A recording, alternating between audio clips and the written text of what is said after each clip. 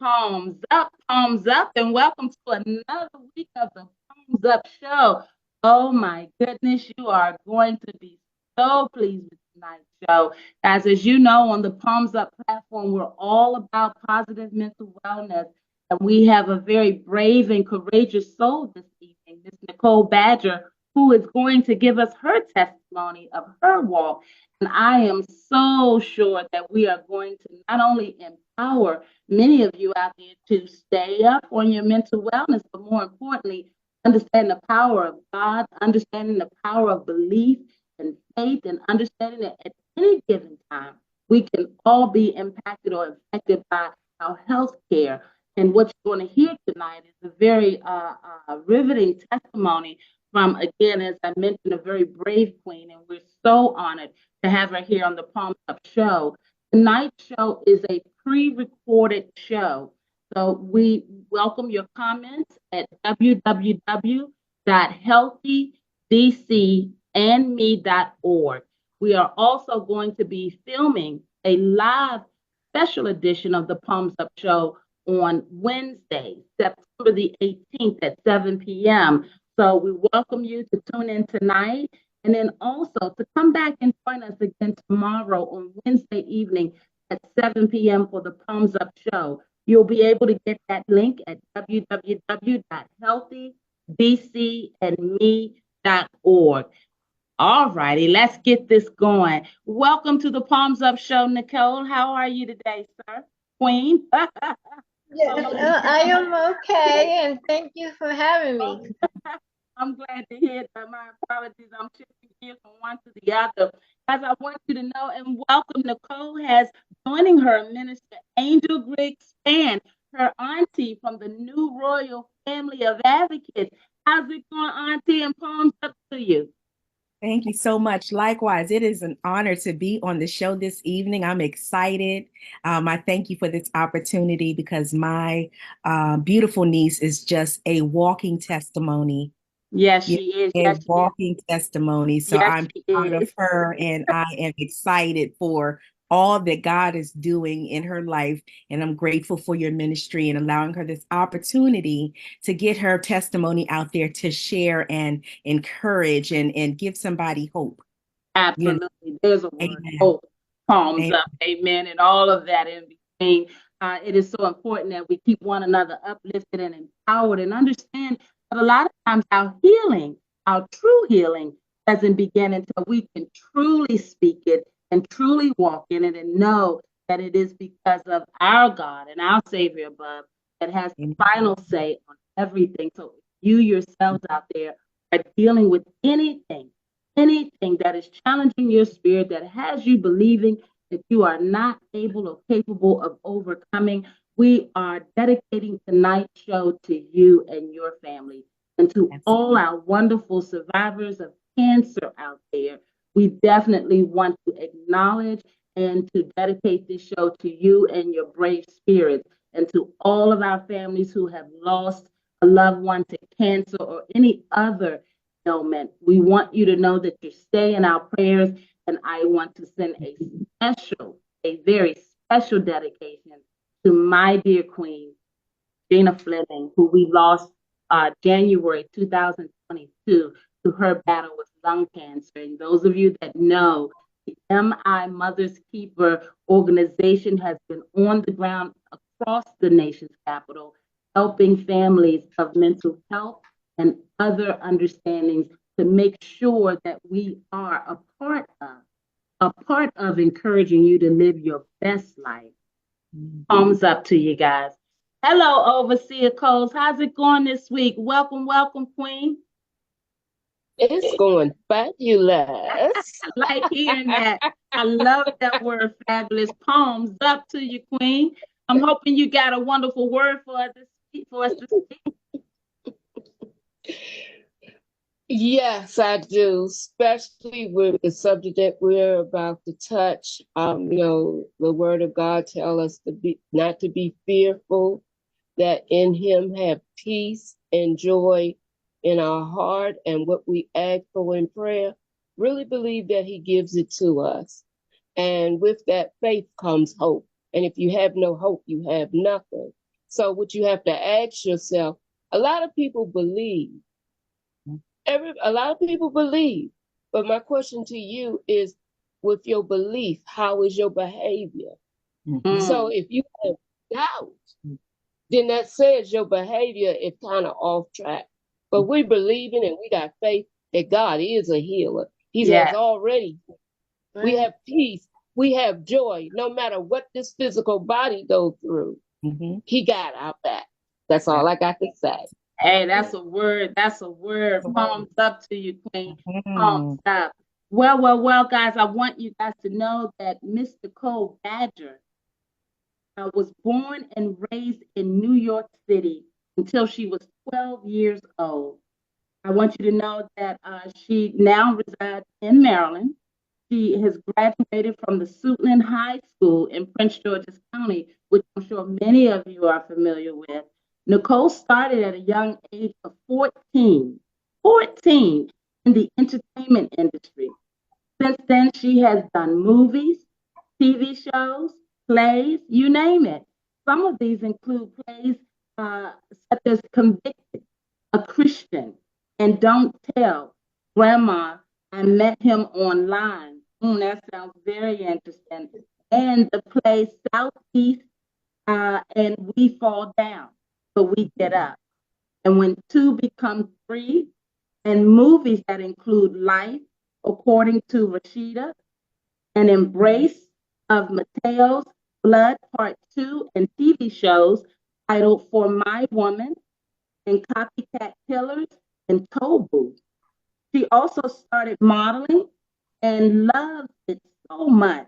She has done 2 fashion shows, New Royal Family Fashion Show and the Numaji Fashion Show. Nicole also became an inspirational speaker to inspire people with her story, and it means everything to her. She has spoken at the No Longer Broken Women Conference, wow, and the New Royal Family's 3rd anniversary to our Homeless Kings and Queens event. She was interviewed on Onward and Upward with Eve Guy to talk about her journey and knowledge of domestic violence. Wow.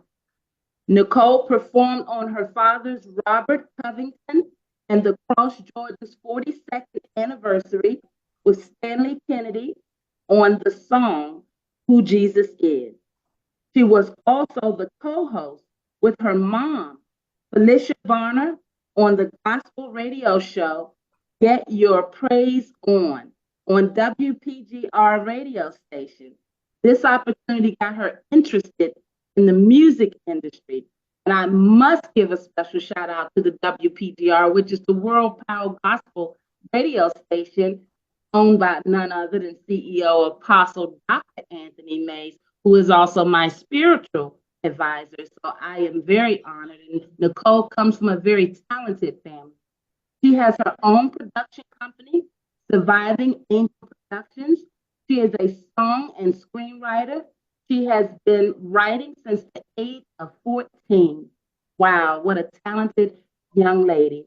In 2005, Nicole was diagnosed with end-stage 4 lymphoma cancer, and it went into remission in 2007. Praise God. In 2018, she had to get all her teeth taken out from all of the damage that radiation and chemo does. Nicole is truly a survivor for many reasons. She is a member of the Word of Deliverance Ministries, where the pastor is Kendall Nichols. Palms up to you, Pastor Nichols. Nicole's dream is to inspire people in her career. She wants people to know you can achieve all your dreams if you keep working hard, and obviously you must have faith. God and Jesus and her mom, Felicia Varner, and grandmothers, Lola Youngblood and Edith Rogers, are her greatest inspirations. Ladies and gentlemen and viewers of all sorts, welcome to the Palms Up Show, and join me as I give a hearty palms up to our tonight's guest, Miss Nicole Badger.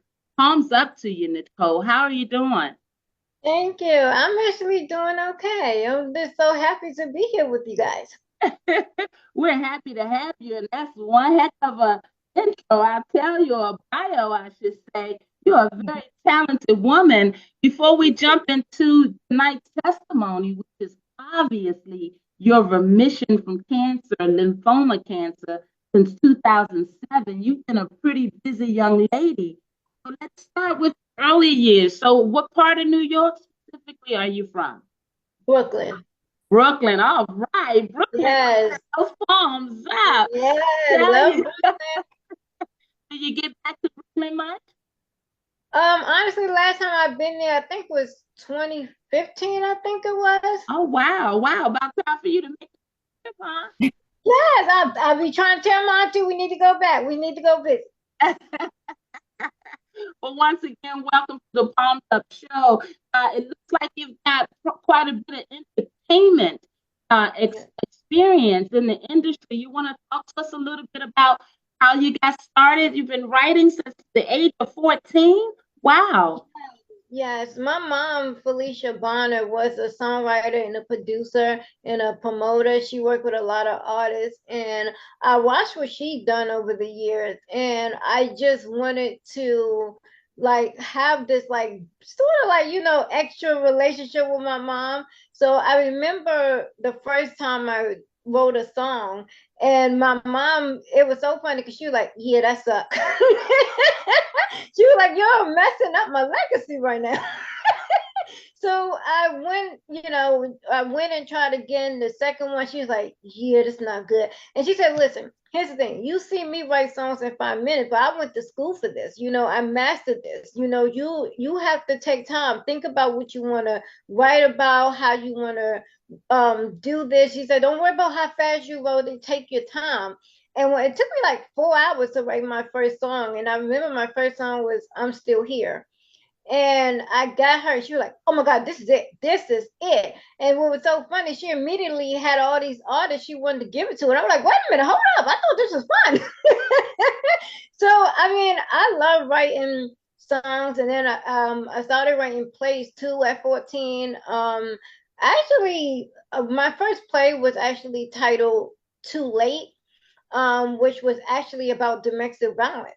And at that time, I'm 14, I didn't really know a whole lot about it, so I'm just going off of, the stories I've heard of people. And that's how I like got started into writing it. But honestly, I didn't want to have nothing to do with the entertainment world. I just wanted to write the song, write the plays, and that was like my fun thing. And that was pretty it. But now I love it. Well, I tell you what, it is awesome that you have such a testimony because I know that that has manifested in your artistic abilities. So I am so excited to get into tonight's discussion further. You talked about your mom. You've been a legacy of your mom being in the industry. How has it been being a daughter of such talented parents and having to step into those shoes? Where did your confidence come Wow, I feel like just learning how to do the work and learning that it doesn't take overnight like some people think. It's nothing wrong with mastering your craft, and just knowing some of the artists I met through my mom and seeing how she worked with them and seeing how all of them had so much good things to say about her business wise and personally. I was like, "Oh my God, that's what I want, how I want my character to be, how I want my business to be." So I just really gained the confidence from watching her and knowing who I wanted to be. And it feels good, because she was so proud of me. Actually, after I survived through cancer and she went through her health challenges, we was able to write our first 4 songs together, which meant the world to me, because at all these years we never wrote a song together. It was always separately, and we did that together. And now I was so proud just to work with her as an artist and as her child, and it meant the world to me. And of course, we lost her in 2016, but it was just I just love that what everything she taught me and what she showed me how to be as a person and as an artist. That is so awesome, and palms up, and a very heartfelt condolences. May she rest in heavenly peace. You are obviously a wonderful representation of her legacy. Are you an only child? Do you have any siblings? And if so, will you help us to understand the makeup of such and ages? And, are they local with you? That kind of information. Oh my God. Okay, so here's the thing. This is going to be interesting. So by my mom and my dad, it's just me and my brother, and we're 4.5 years apart. Now, by my dad, he was an older man, so it's like 22 of us, and all of them are older than my mama. So it's like crazy knowing like my nieces and nephews are older than me, and it's like, can y'all stop calling me auntie because you're older than me? Like, why are we doing this? But so we spread all over, like North Carolina, South Carolina, because that's where my birth father originally is from, is North Carolina. And then also I have family from my mom's side of in New York City. So, big family. Awesome. It's always nice to know the family makeup, especially knowing that you have a testimony as powerful as you do regarding being a cancer survivor. It's always nice to understand your support network. Talk to me a little bit about that. What does your support network look like, and has it grown, gotten smaller? Sometimes we go through some very trying things, and that's when we find out who's really in our corner. How has Exactly. that been for you? Well, honestly, even though I have all this family by blood, to be honest, my main support system is one of them is who you see right there, my auntie Angel. That is one of them. And then also I have an amazing, awesome friend named Mandrell Solomon. And then my uncle Eric and a few other people that has been very instrumental. When I was growing up, I was healthy. I had all this family, I had all this family love. But like you said, when trauma happened, disability happened, a lot of times people turn away. So I lost a lot of friends. I lost, all my family, because now I'm disabled. They don't want to have nothing to do with me. So my family mainly became the people I met and came in contact with. And I believe God done that. So my support system right now is small, but it's amazing. And it's so loving. And they make sure that not only am I okay, mentally, emotionally, physically, but they're just there for me all the time, and they make sure we have fun. And when we get more into this, you will see how my auntie over here is the queen of saying no. I gotta write that song though. I gotta write it. We're gonna tell you all about how she say no, but it's all in. We're not doing this. We're not doing this. She's just picking up where my mom left off. That's what it is. My mom used to say no a lot all the time, but it's okay. I still love my auntie. I still love her. I love that. And before we jump into the cancer testimony and invite Auntie to come to the forefront, talk to us a little bit in the space of the domestic violence experience, as much as you're comfortable speaking on it. One of the things we try to do on the Palms Up platform is to make really challenging situations okay enough to be able to talk through them. As I mentioned, we help folks daily, and one of the things we find out is that many folks are balled up and holding on to things, whether it's out of shame or just, because they haven't grown enough through it to be able to be comfortable to speak about it. Is there anything that you can share with our viewers, who I'm sure many of them are familiar with what domestic violence is, either by experiencing it or having family members or folks in their network who have done so? Is there anything you'd like to help us understand about your experience? Yeah, the first one would definitely be my mom. As a young person, I didn't understand what abuse was. I saw my dad hit my mom once, and I thought it was one time. I yelled at him and told him, "Don't you ever hit my mom ever again." And of course, as a child, you think that's it, but you don't realize some abusers are cowards, And a lot of times once you confront them, they just know not to do it in front of you anymore. Mhm. So I learned to learn how the most people that we look up to, they are suffering in silence. So even though my mom was out in the world doing her business and all of this, she was coming home being mentally and emotionally and physically abused. Wow. And that was kind of hard. And then in 2004, my uncle Michael Youngblood, he was actually killed by his off and on girlfriend. And that really did a lot to us, because when we found out how when men are abused, it's not so believed like it is for women. It's not so understood. People, and when you go and report it, cops laugh at you because they like, really? So you're a man, you're gonna let a woman hit you? But we teach men not to hit women, so, and some men, no matter what a woman do, they refuse to do that. So I experienced that way. And then my own personal experience was when I dated someone who was very emotionally and mentally abusive. And I was blessed and able to get out of that relationship before it got physical. And I am grateful that I had the tools, and I would say a lot of people used to ask me, well, where did you get these tools from? I would say, I know that we talk about how TV is not educational. I don't believe that. It depends on what you watch, but because me watching true life stories and about what happened actually helped me get out that relationship safely. I was able to move away, and leave, with keeping my life safe. And I also learned that a person, when they lose control over you, that's when they really want to kill you, and a lot of people don't understand it. They say, well, if it was me, I'll just leave. Why didn't you just leave? They don't understand.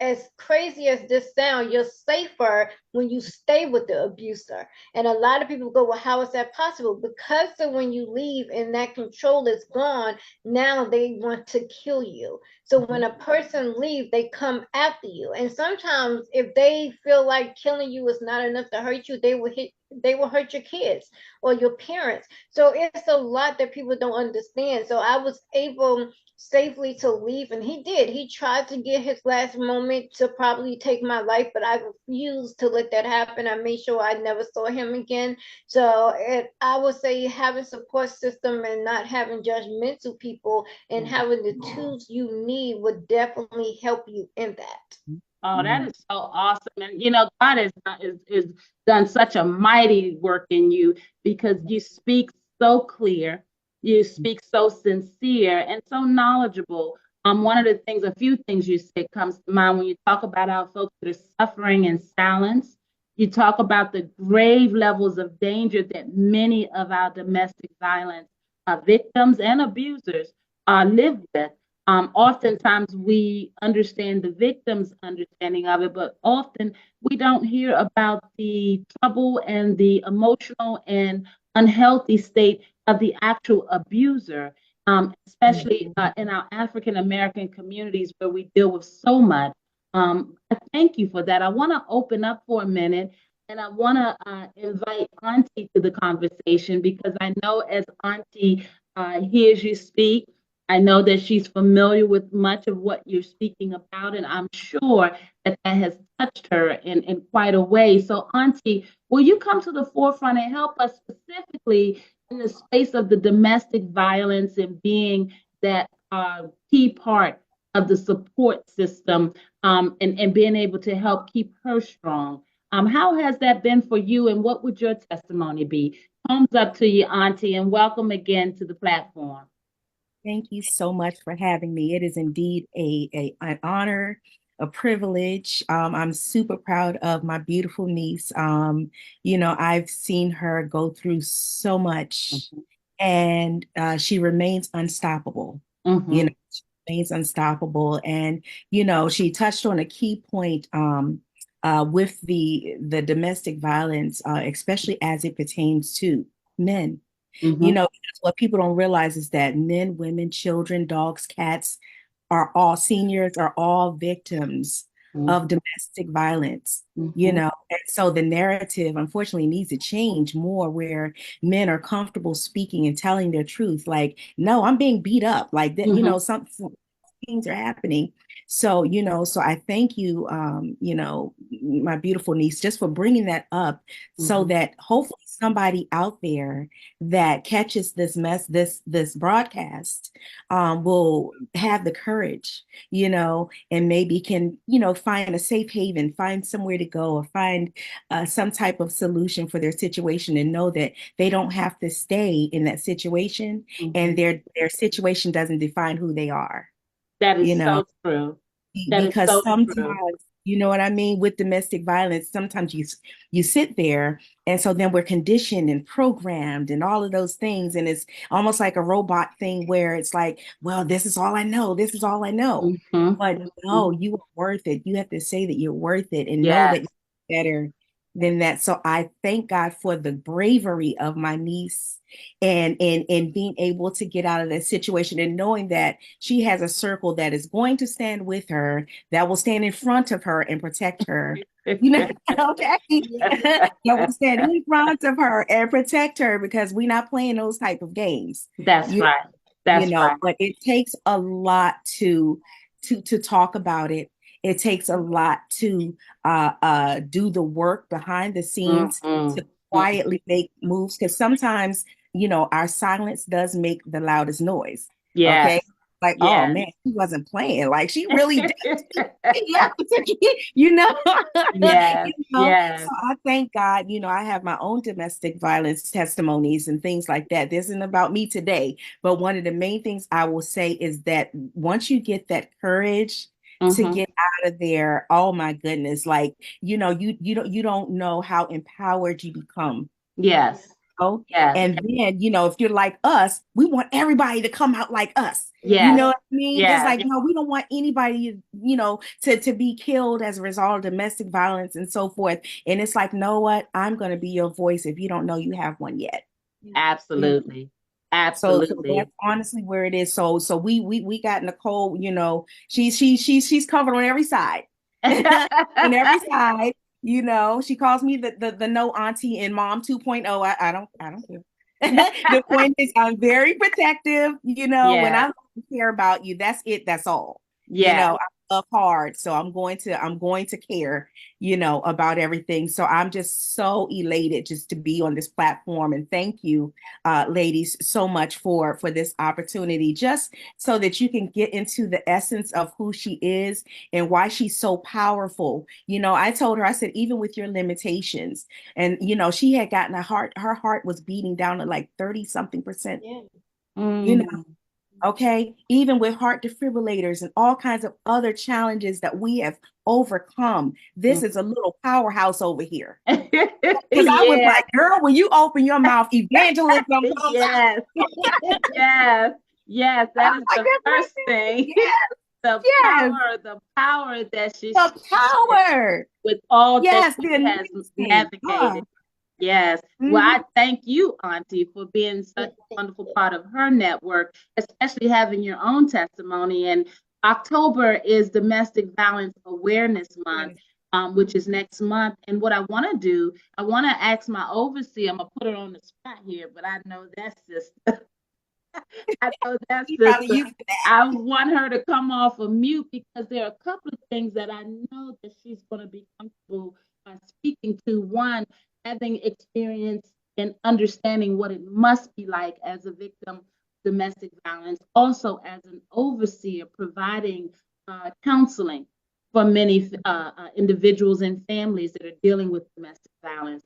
And the one thing that I know is often of issue is how hard it is to leave and the fear of doing so. As I heard Nicole mention that sometimes there's much more danger when you leave, which I would imagine is that would probably cause the strongest of us to probably consider not leaving. But Overseer, would you come forward and share a word in this space? Because I know that you can provide something of substance to many of our listeners and our viewers out there. Thank you, Overseer. And palms up to you, Queen. I can identify I am a domestic violence survivor. Um, I walked out December 2014, Mm, and I had to make a decision when I walked out that night because I was the caregiver for my father, who basically was bedridden. Yet I'm in the pulpit mm, while all this is going on. Um, and the first time I told the bishop where I was going to church at, and instead of them helping the situation, they made it worse because they shunned him, which mm, made it harder on me. Mhm. mm, Um, when you get away from the abuser, you still have to deal with stuff. I'm mm, still rebuilding my life today, and it's Mhm. 2024. Mhm. Um, but I'm out. Mhm. So I'm a survivor, and I learned in that process how men go through too. And you're right, a lot of them are ashamed to talk about it, and it's a double-edged sword for them. And I'm so glad that you had a system. I didn't. I had to make it on my own with mm, just me and my son. But God has led us into a beautiful life now. And I learned that I don't need a man to make me. That's mm. right. I can hold my own, run my own household. Mhm. Mhm. So God is good, but it is a process. It Mhm. really is. Mhm. And I have the book knowledge, but I have the life experience too. So when I minister or talk to people, they can feel it that I've had to go through it and still processing some of it. So Mm, it draws them in. It's no judgment zone. Let's just talk about it and help each other through the situation. Mhm. mhm. I love that, and I thank you guys. To our viewers out there, I want to share some statistics with you because oftentimes, if it's not something that we have personal knowledge, then maybe it doesn't impact us as much as it could. But when we talk about being a village, and we should be always talking about being a village, being a part of the support network, sometimes all it takes is the connection to a caring soul to be able to open up and find the strength that you need to do what you need to do to keep yourself safe out there. The CDC, Centers for Disease Control, says that nearly every 1 in 2 women in the United States will face physical violence from an intimate partner at some point in their lives. They also want you to understand that almost 1 in 5 women in the United States reported any contact, sexual violence by an intimate partner in their lifetime. 1 in 5 women. Slightly more than 2 in 5 women in the United States have reported experiencing physical violence by an intimate partner in their lifetime. Almost 40 million women reported being slapped, pushed, or shoved. Almost half of all women reported any psychological aggression by an intimate partner in their lifetime. More than 16 million people in the United States suffer from intimate partner abuse per year. And finally, every minute, 32 people experience intimate partner violence in the United States. 1 in 4 men, I must throw this in, 1 in 4 men in the United States has endured severe physical violence from an intimate partner. Thumbs up out there if any of these statistics represent anything that you're familiar with. Before the show is over, we're going to give some contact information for those of you who may be suffering in silence, or not really sure what to do. We want you to know that you should never give up trying to get yourself to healthy. Just like tonight's guest did. She's a resilient soul.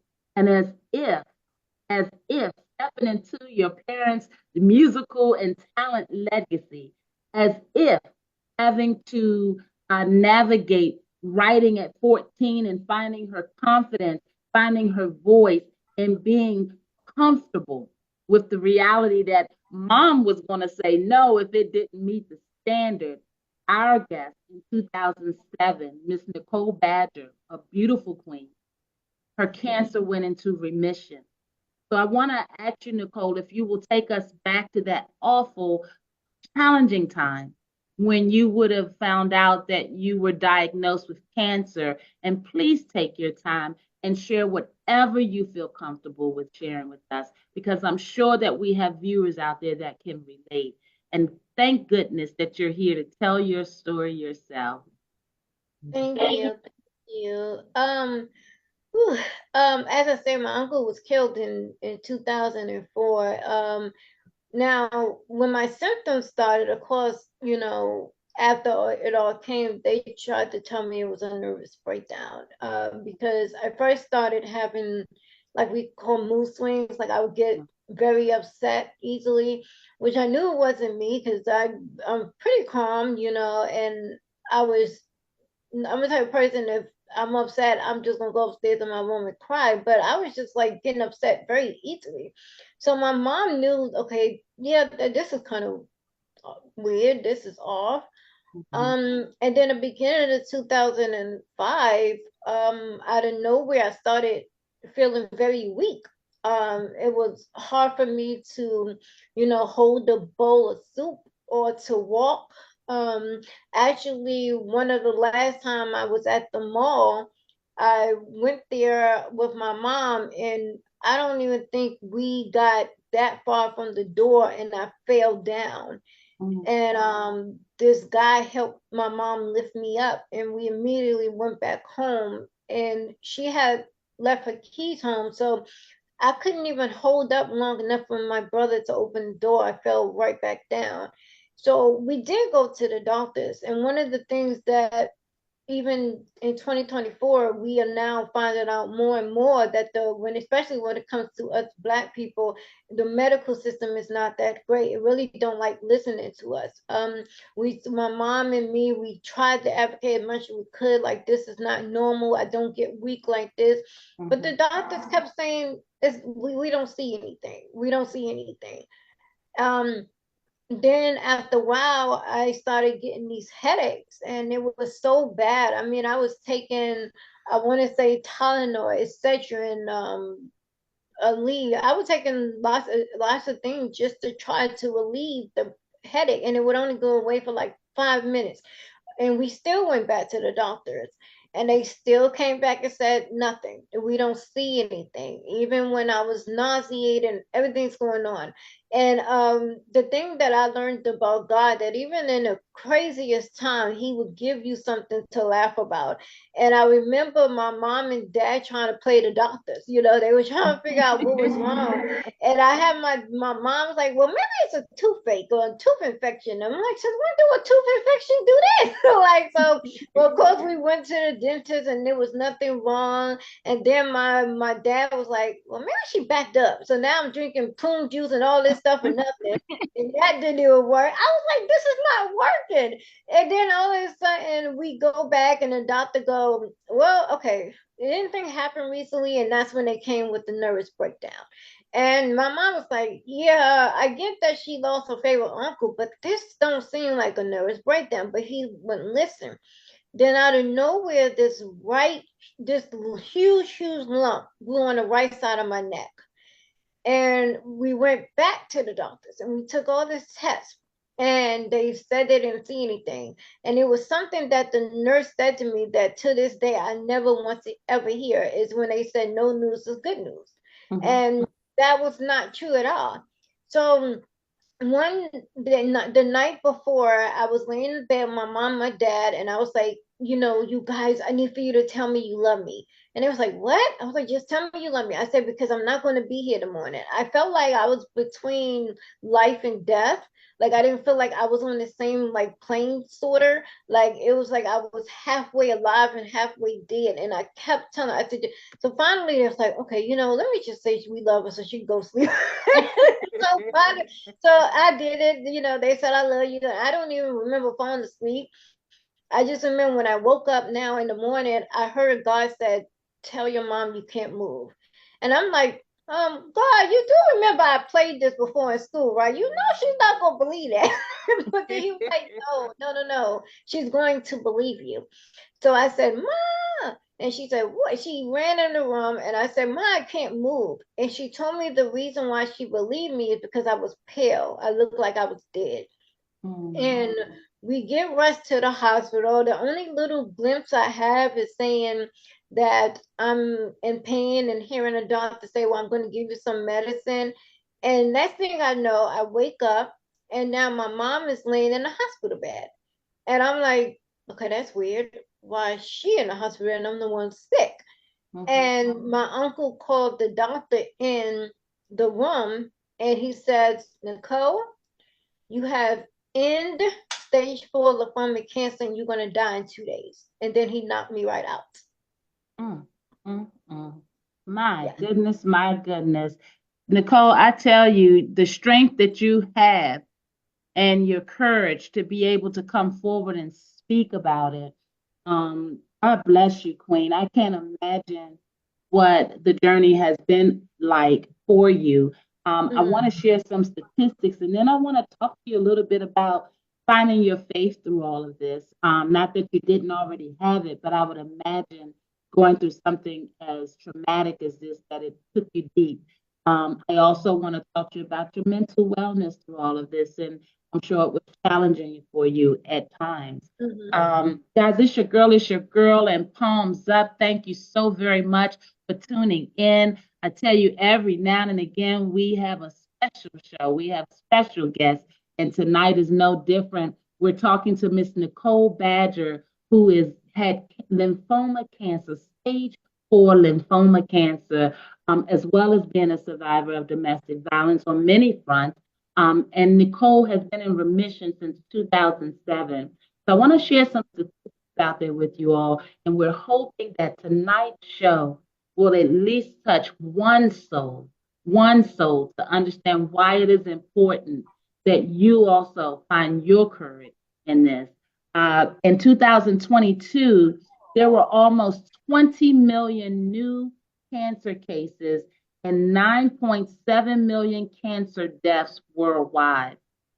By 2040, the number of new cases is expected to rise to be 29.9 million, and the number of deaths to 16.3 million. In 2021, get this, there were 1,777,566 new cancer cases that were reported in the United States alone. In 2022, 608,366 people died of cancer in the United States. In 2024, the most common cancer diagnoses in the United States are expected to be breast cancer, prostate cancer, lung, and bronchus cancer. Guys, I want you to know something, that African American Black people have the highest death rate and shortest survival of any racial ethnic group in the United States for most cancers. Approximately 13% of cancers diagnosed in 2018 globally were attributed to carcinogenic infections. Cancer incidence rates are adjusted for delays in reporting to provide the most accurate portrayal of contemporary cancer rates. And of course, many of us understand that smoking represents the highest form of preventable cancer, but also nonetheless, cancers that are contributed to smoking are growing daily. Hey, Nicole, talk to me about that space that you're in when you find out that it's a stage 4 and that you've got 2 days. Would you talk to us about that space for you mentally and otherwise? Well, honestly, the only reason I knew about cancer was Lifetime movies. In the Lifetime movies I saw, they all died. Actually, that's how I didn't even know anything about Make-A-Wish until I saw one of those Lifetime movies. And I remember, and I think this had to be 2002, and I remember saying, "Hey, Dad, we need to donate to Make-A-Wish," and he was like, "What in the world is a Make-A-Wish?" And I was like, "Gotta come back at the commercial." And then I told him about it, not realizing that one day I'm going to need it myself. The journey of I'm 20 years old in 2005. So here I am knowing I'm about to be gone in 2 days. And the hard thing for me is to watch my mom with this fear of knowing she might lose her child, and here doctor says basically I'm a lost cause. The doctors didn't even want to work with me. They was like, listen, of course they tell you how many years they have in experience, and they say no one survived the end of stage 4. It was like, we've never seen no one survive the end of stage 4, and she's at the end of it. And they wanted my mom to just let them give me morphine to die. And my mom had to fight board members just for them to work on me. And I was actually at Georgetown for a year. I did chemo, Wow. I did radiation, I did my first surgery. And then after a year, Georgetown basically said to me, Nicole, we did all we could. So now we're going to send you to University of Maryland Hospital so you can die more comfortable over there. Now, how do you tell someone that's now 21 at this time that that's it? You know, like you're just going to die comfortable. But one thing I will always tell people is sometimes when we think it's something is bad, it's God knows what He's doing. Mhm. We got Mhm. to the University of Maryland, we met Dr. Starsville, and he was the best oncologist. And he told my mom, he said, listen, with from what I see, I do think she's going to die, but with God's help, I will do everything in my power to try to save her life. And to know that, I feel like it took me a while, honestly, to believe I was gonna make it. I was because what I saw was people dying from cancer. I didn't see anyone survive. So my mom and my grandmother's was the one who had this vision of me surviving. I planned my funeral because I really thought I wasn't going to make it. I wanted to do Make-A-Wish. My mama kicked Make-A-Wish out the room 3 times until they didn't come back. I was like, wait a minute, mama, this is out of me. Like, what are you doing? Because you're like, my baby's not dying. I don't know how she knew that, but it was like she had this line, this extra special relationship with God, that she was like, God was speaking to her. But I didn't have, like, I had a relationship with God, but I knew what I felt. I knew what my body felt like. And I just did not think I was going to make it. And all I kept thinking about all the things I wanted to accomplish in life.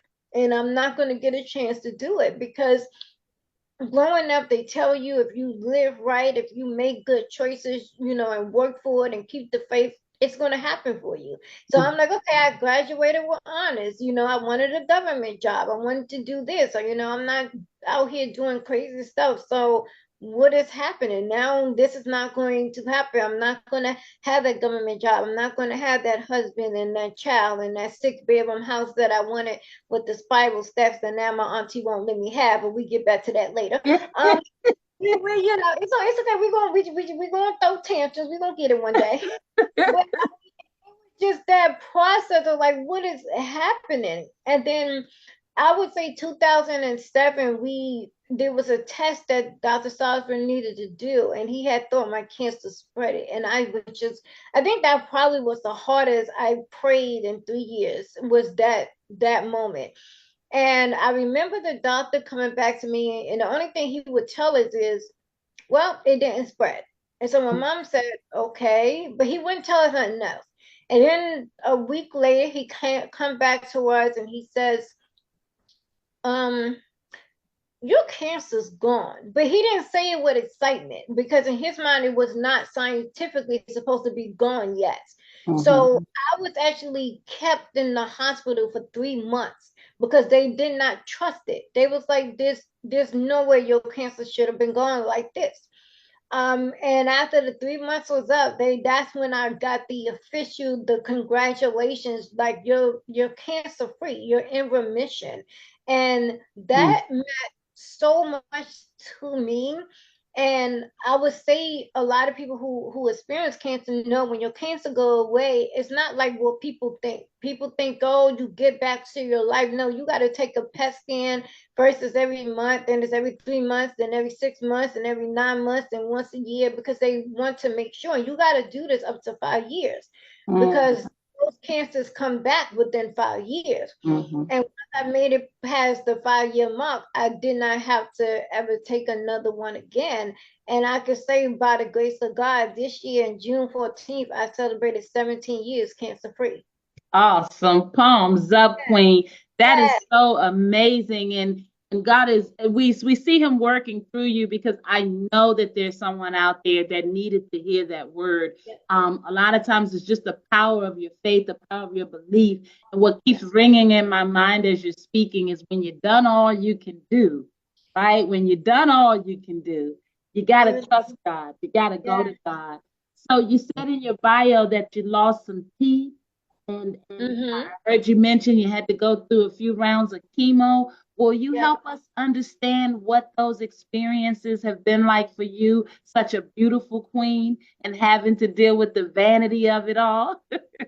Oh, you know what, chemo, my grandmama, I was raised by two praying grandmoms, who read the Bible. Which to this day, I still read my Bible every day, 2 pages in the morning, 2 pages at night. That's what I was taught. Now, I don't do it exactly like my grandma used to do it, because she used to do it as soon as she woke up. I gotta eat and stuff. But the point is, it's done. Right. So God knows we here. God knows we here. And it's just, but the thing was the chemo, when they really tell you chemo is going to take your hair out. And I'm like, see, all of us, I don't care if you're a woman or you're a man, I don't care how much confidence you is, there's something on you and on your body that you feel is the best part on you. And for me, it was my hair. I love my long hair. So when they was like, well, chemo's going to take your hair, I was like, that's it. Cancer had you. My hair ain't going nowhere. And it's so crazy, because my grandma forgot she had a Bible in her hand. And she was like, girl, we don't give about your hair. We get your hair back. We can get you back.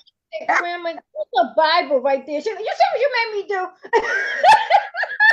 So it was just like, oh my God, I'm about to lose my hair. Especially as Black women, we know how important they tell us our hair is. And I was like, oh my God, what am I going to do? But I mean, so going through that process of losing my hair was a toll on me, but thankfully God let it grow back, because he knew what I went through. So he was like, fine, I'll give you some extra hair. But now I'm like, God, you do know Auntie's the one that got to do it, right? And then I got we gotta have a conversation. But it's too much. It's too much, God. Because sometimes you pray for things before things happen. I asked for longer hair, but that's when I had 2 working shoulders. Now I got 1.5 working shoulders. So it's just so hard. And then, of course, dealing with my teeth getting taken out. I mean, at first I thought it couldn't get worse than my neck, because I have a plate in my neck, and my neck is not up the way it should be, and being attacked for looking that way. I actually remember when they showed me what I was going to look like. I remember instantly saying, just let me die, because all I thought is how everybody's going to talk about me. And that's exactly what ended up happening. I'm always getting talked about why you look like this. And to now know, oh my God, now first it was my teeth were messed up. But people don't understand, when you suffer from radiation and chemo, it's very toxic. Even though it's saving your life, it does a lot of dangers to your body. So for me, it really not only messed up the inside of my body, it also did damage to my teeth. So we had to remove them, and it took years to do, because my neck keep opening up again, infected. So they were scared to do it. They didn't think I would survive it. So it was 2018 when we was finally able to do it. I had to do the hyperbaric treatment first. So that was able. So now it's like, oh my God, I have to now go in this world with no teeth. And we at first we thought, me and my auntie, we thought that I would be able to have dentures, but then we found out, because the way my neck is the dentures was choking me. Mhm. And then the damage to my gums, we found out I can't get dental implants. So it took me like, I think I want to say almost 2 years to kind of get comfortable with now knowing that I'm going to have to talk with no teeth in my mouth. And Mhm. then knowing a lot of people's going to ask why you ain't got no teeth in your mouth, and they're going to talk about. So it took a lot of work. It took a lot of therapy work. You know, therapy has been a tremendous blessing to me. It really helped me and with all my growth, because I went through so much with my disabilities, you know, trying to all the health issues, you know, end up and during COVID, we found out I had congestive heart failure. So, and Mm. yeah, that was, and when I tell you God is good, because we actually found that out by accident. And we was told if I didn't come in that day, I would have died, because my heart was pumping at 30%. And now I have a defibrillator, you know, and I'm only 39, but cancer did, and chemo and radiation did so much damage to my body that I have a lot of disabilities, a lot of health challenges, but I thank God that I'm still here to do Yes. that. And I'm grateful that with or without a walker, I can walk. And I mean, yes, it's painful. I live in pain every day, but the point is I'm still here and able to inspire people. And I'm also still here to prank my auntie, you know, and get on her nerves. That is a very good thing when you're able to do that. I love that. The fact that you can garner enough energy to even think about thanking anyone.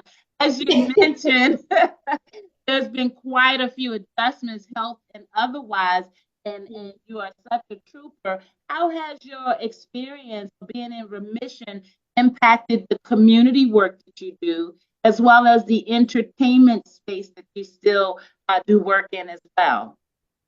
Well, for the entertainment thing, I would say that has been challenging, honestly, because no matter how gifted I am, people only see the physical. Mhm. So when I remember when I first started trying to act, I got told you're very good, but because of what you look like, we can't have you on camera. So a lot of roles I missed out on, all because of what I look like. Even modeling, you know, when I went out try to model, sometimes they'd be like, I don't care how good you can walk, it's what you look like. So a lot of times, you know, that's a challenge. But my mom, she always told me that we cannot control people. There's gonna Mhm. be people that's just gonna be evil. But when God wants you to do something, He's gonna put people in your life that's gonna care about your gift and your talent and your the person that you are, and you going to have what you need and deserve and what meant for you. So that's what made me not give up, because there were times I wanted to quit because it was like it's not my fault I look this way. You know, I fought an unbeatable battle, and I mean, from what I was told, I came out looking great. Yes. And I went through that process of thinking I was the ugliest person in the world. I couldn't even look in the mirror. And now I'm looking in the mirror saying I'm beautiful, taking pictures now. And my aunt be like, ask me to take one more picture. I triple did. Because it's like I'm making up for lost time. I Paparazzi, know paparazzi. all my scars. I know I'm beautiful. That's And it. for the community work, it really, I already was a person that helped people way before I got sick, but I think it's come from a different point when now you understand what is happening. As a Mhm. person who used to be homeless, I know what it's like to be homeless. I didn't have to sleep on the street, but just going place to place, and feeling like you wasn't worthy, and people knowing they didn't want you there. You know what people go through. And also as a person who was raped twice, you know, the first time was 6 to 12 years old. Then I was from my cousin. Then I was raping right after I survived cancer. 2 years later, I was raped by a family friend. And then years later, I was sexually assaulted twice by a friend.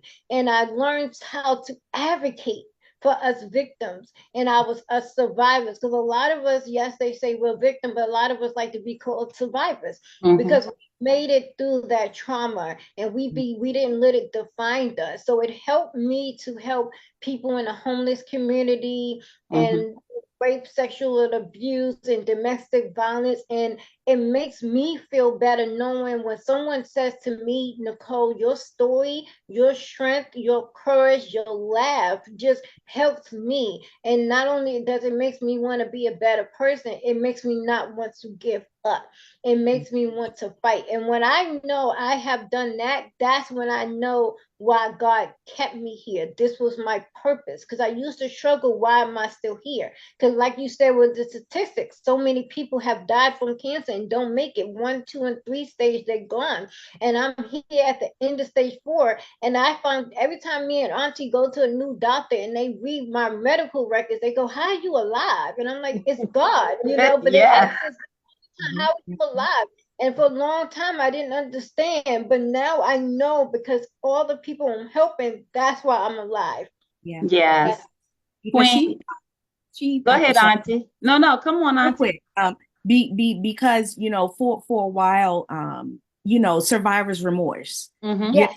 Mm-hmm. she definitely struggled, with that. And I'm like, no, but God kept you here with purpose for a purpose. So you can't die. You can't die, even though it's like, but Auntie, I'm still alive and they have the same thing I had and they didn't make it. So she was dealing with survivor's remorse and stuff, and just continue to pour into her, letting her know that no, you are making such a huge impact. Mm-hmm. Even like I said, even with limitations, we serve a limitless God. So he takes our limitation, even Yes. our ordinary, makes it extraordinary. Yes. So I she's think, doing that, your testimony is something. I'm interviewing you, but I tell you, you have my whole heart in this moment yes, because indeed. of your strength, because of your endurance and your testimony. It would have been enough just to speak from the domestic violence space. It would have been enough just to be able to have the exposure in the space of being sexually assaulted, and then the homelessness, but the reality of being a stage 4 lymphoma cancer survivor. I tell you, there is truly a purpose for your being. Please keep living. Absolutely keep living. You're going to write that movie, and I want you to be able to sit there. I want you to sit there and see the wonderful achievements of the God that we serve. I tell you, Nicole, it is such an honor and a pleasure to be able to have interviewed you. There is no way we could do your living justification in this 1 hour setting, but I am so hopeful that our viewers will reach out to you. How do we get folks in touch with you so that you can hear as many times as possible in the course of a day of how beautiful you are, how resilient you are, how empowering you are, and just how brave you are? Are you on social media? I think I saw you had a website. Will you give folks your contact information? Yeah, so my Facebook page, I just know about her by Nicole Nikki Nikki Badger. And my website is Nicole Nicole the survivor wixsite.com/Nicole Badger. And I also have TikTok, I have on YouTube, and I'm also on Instagram. So I'm learning how to be a little bit more active on that. But because I fast from it for so much. But I feel like that's the way to, get in touch with me and continues to see my growth and hope that I can inspire you. Absolutely, absolutely. And again, I am just so honored to be able to have you sit with us here at the Palms Up Show. And we're certainly going to be trolling you online and on your social media because we want to continue to follow this beautiful journey of yours. I want our viewers out there to know that if you are looking for someone to speak to in the domestic violence space, looking for empowerment, looking for someone to help you find your strength, put a plan together to lead, to get yourself healthy, there's a national domestic violence hotline at 1-800-799-7233. And if you are someone who's looking to speak to someone in the cancer space, because it is very difficult for many, but as you heard from Nicole, you never give up. Because when you've tried all you can do, you turn to God, you turn to your faith. And the phone number for the cancer hotline is 1-877-623-6633. 639. I want to invite my beautiful overseer to share a word with us as we are wrapping up. Guys, this is the end of today's Palms Up show, but by no means does it mean it's the end of your ability to reach out to this beautiful queen. Would you please do us a favor and let her know that you support her journey and that we're anxiously awaiting her next endeavor, because there is a true purpose for her life. God bless you, Nicole. Overseer, you're welcome. What can I say? I mean, Nicole, awesome. God has favor all over you. Favor, so much favor. And you're definitely an inspiration. Definitely an inspiration. And you just keep pushing. You keep pushing. Absolutely. Just keep pushing. People present presence. U for understanding. S for selfish loving. And H for our Heavenly Father. So just keep pushing on. Yes. And Nicole, it just seems so obvious to ask. I know at some point it must have felt challenging for you to be looking for tomorrow when you're just living every moment of today. Now that our God has shown you that He's with you and all over you and guiding you, what dare you dream? What's on the horizon? What have you not done that you talked about, that Make-A-Wish and how you thought you were there yet, but where do you see yourself in terms of your accomplishments moving forward? Daily, monthly, weekly, yearly? Well, definitely, I want to get my book out because I know my book will be able to help so many people. So I definitely want to do that. I want to continue in helping people. I want to be able to, go through Make-A-Wish to help so many people go to hospitals, because when I was in a hospital, they were just teaching you how to die. No one was telling you how to be able to think about living. And that's what I want to do. I want to let you know, yes, you have a death sentence, but God is the one that makes the decision. And I want you to think about, what if you live? Because it's things we want to do. I still would like to do, movies and shows. And of course, I love my fashion show. So I still would love to do that too. And I want to continue speaking and stuff. And also, I would like to say before we go, I love my Auntie Angel. And I love my awesome friend Mandrell Solomon and my uncle. I appreciate them so much. And Auntie Angel and Mandrell came in my life and they took over, and they the queens and kings of no. So but I would like, even though you let me close out, I just want my auntie to tell you guys how. See, the reason why I didn't bring up my 6-bedroom house, because they not on board with it. So maybe you guys can help me tell them how I need to be in the next Fast and Furious movie and stuff. I'm trying to be out there. Don't you know what I'm trying to do? I'm trying to get Auntie to say yes. I'm gonna let her tell you guys why she always be put. I'm in timeout right now, technically. So I'm gonna let her tell you how much she loves me, how much I love her, but she loves saying no.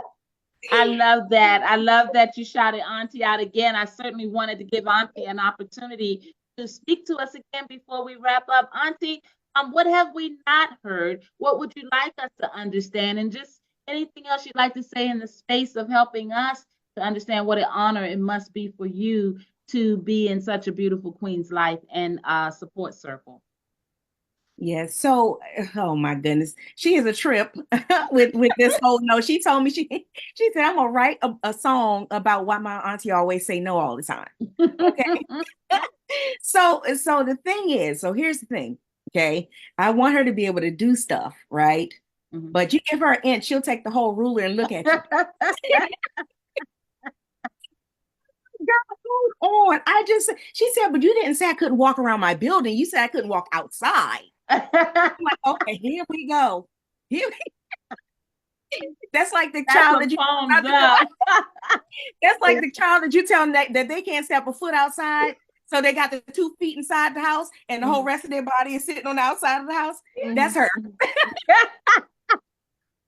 But she's so courageous. She's so brave. We've had a number of surgeries. We've had a number of infections that were very critical that she'd be in the hospital for. Even when she talks about just the teeth, the journey of the teeth, getting them. I think we had to do, because I'm familiar with the hyperbaric chamber because I couldn't go in there. I had a diving injury that caused a stroke. I'm a whole walking testimony myself, but I know about the hyperbaric chamber, right? So they had to basically, it's like they're making you go into this machine that assimilates a dive. And they're trying to do that to get her blood up. We had to do like maybe 50 to 54 of these treatments. A lot of them, y'all, a lot. So she went through a lot. And just to see her still smile, still me, still, you know, still get on the last nerve I got. She bungee jumping off the last nerve. But I wouldn't have it no other way. You know, I told her once I get to heaven, I'm gonna talk to my sister and be like, look, sis, you put a huge job here, you know. But you know, but I thank God for her strength and her resilience. And like I always say, it's a word I made up, unstoppableness, because you know, we still keep getting up. It's like you in a boxing ring and you keep getting knocked down. It's like you still got this strength to get back up. Her, and she don't know how much, you know, she's like, Auntie, you're so special to me and you encourage me and you inspire me. But she does the same thing for me. The same thing for me. You know, we do have 11 million doctor's appointments every month, but amen. 11 of them, you know. But we thank God that she keeps persevering. You know, she keeps persevering. She keeps finding the strength to keep going in those moments when she's down, because she does have moments where she gets discouraged. I'm like, baby, look here. We need you. We need you. You can't go nowhere, because like we are all thriving because of you. You know what I mean? We're continuing to move forward because of you. So, you know, don't ever think that you don't have purpose, or you don't have, you know what I mean? Because I believe that everything that we do is all divinely ordered. Absolutely. You know, including why she had to be here and why she had to be the person to share that. Look, you can be given a sentence of two days to live. 2 days. Wow. But we serve a God who is over tomorrow, who's over today, over right now, who's over me. So he has the final say about everything. You know, like I said, when she opens her mouth, somebody is blessed every time. I said, you have to be here because somebody's healing is attached to your voice. Absolutely. Somebody's healing is attached to your testimony. Absolutely. You know, with that, so you know, she encourages me and I encourage her. We go back and forth when she's not pranking me, of course.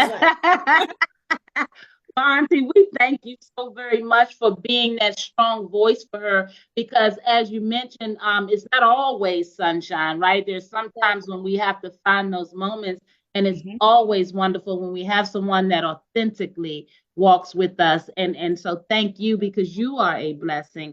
And as you mentioned, you're a walking testimony. So we're going to have to get you back to this Palms Up platform. Palms Up, because we've got some wonderful souls out there that deal with challenges every day, and there's somebody that will hear what Nicole heard and that will give up.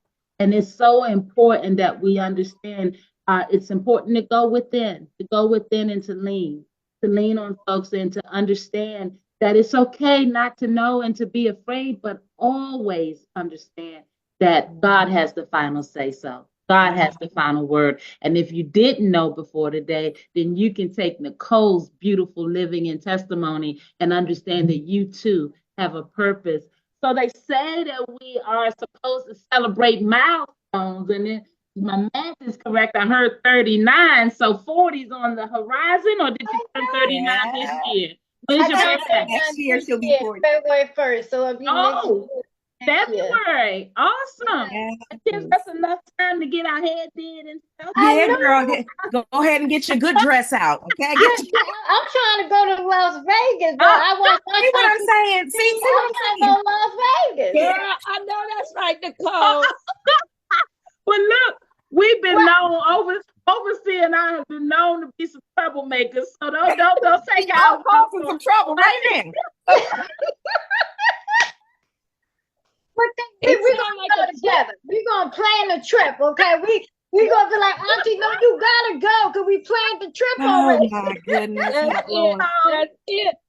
So whatever your heart's desire, I wish that for you. You are a beautiful melanin queen, a Mhm. beautiful queen with a beautiful heart, and such a wonderful testimony that's so inspiring. It does my heart good to know, as your auntie says, that you're going to continue to touch so many that need to hear that there is a God. I know we say it often, but to really be able to give such a powerful testimony that adds credence to that, palms up to you. Palms up to you, Queen. Thank you so much for allowing the Palms Up platform to interview you. We're going to send this show wide and far. I hope they are bugging you to death on that social media Yes. because God kept you here so that you can be a light for so many others. Queen, is there anything else that we had not asked of you or anything that you wanted to share before we wrap up and bid you adieu? Well, one, I just want to say thank you guys for definitely having me. It means so much to me, and my auntie being here, and and the Samindra being there for me. But I will also want to say one thing: no matter what you're going through, find something that makes you smile.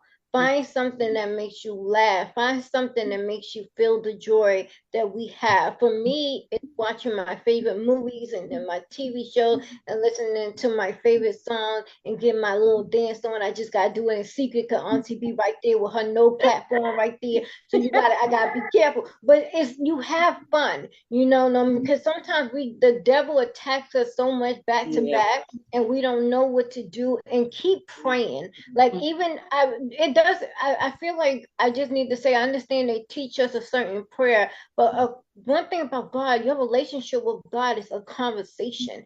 All you got to do is talk, and the way we're talking, you talk to God like that. Sometimes when I'm feeling super down, I'll be like, God, today is not a good day.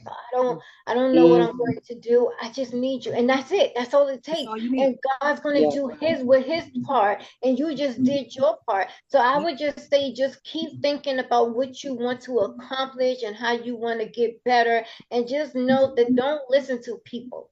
A lot of times the enemy sends people to destroy you, take you down, and stop you and block you. But just remember that you have some people in your corner, and you have to remember what God has done for you. And just keep going and try to do whatever you can in a safe way to do what you need to do to keep making it. And it's going to be okay. And remember, some of the people who have been blessed, it took years, but that does not mean it's not going to happen.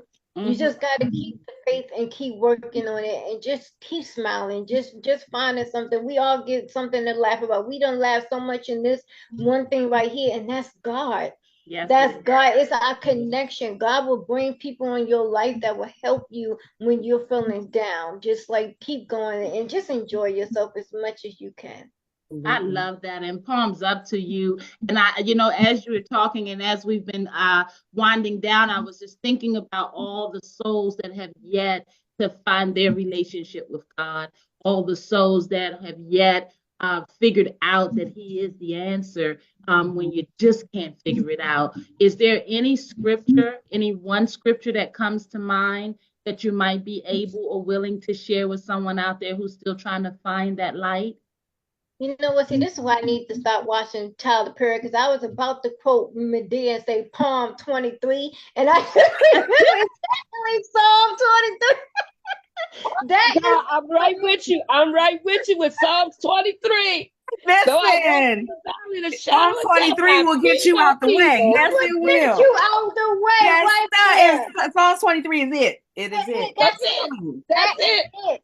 That's it right there. Yeah. Sounds like we have an overwhelming consensus, I should say, from some pretty spiritual, God-fearing women. So I believe that we can say that we got it from authority. Psalms 23 is what we invite you all out there to lean on and take Nicole's advice, backed up by Overseer Coles and Minister Angela, Angel's auntie. The Trinity, y'all. The Trinity. The Yes, Trinity. yes. Hallelujah. Let's go. Hey guys, it's your girl, and where does the time go? My goodness, we could do this all night, but I know there's some beautiful programs coming on that Nicole wants to get back to. I thank you guys from the bottom of my heart for taking time out this evening and for viewing the Palms Up show. As you know, our show is meant to empower across the city, across the social, economic, across the households makeups, to help you guys understand that the power within comes from above. Guys, never give up out there, no matter what you're facing, Palms Up. And if you needed those numbers again, let me give them to you again. If there's someone that you know, maybe if you're not 100% sure, please always ask or find a kind way to be in someone's life who may need you. The National Domestic Violence Hotline number, 800-799-7233. The cancer hotline number is 1-877-623-6639. And of course, these are two of many organizations out there that are able to help you in either of these spaces. As mental health advocates, the Healthy DCME Leadership Coalition, we work every day to stand beside brave souls and souls that are just challenged. So if there's someone in our network that can help you, please do reach out. www.healthydcandme.org will show you who we are. The 240-274-9436 will bring you directly to us. Guys, it's your girl. And we thank you for joining us for another week of the Palms Up platform. Please do us a favor. Don't keep it to yourself. Share this feed and share it to someone who needs to meet a beautiful, brave soul such as Miss Nicole Badger. Hey, Nicole, palms up to you, Queen. I look forward to seeing you real soon. Call us anytime. And Minister Span, thank you so much for being the epitome of what non-judgment, transparent, support, and love looks like. It is so hard to find that in our communities for so many of us, but don't give up out there. Hey, Overseer, love you. Love you, girl. See you next week. Palms up, guys. Palms up. See you soon. Bye-bye, ladies. God bless you all. God bless you more. Thank you. So much. Bye-bye.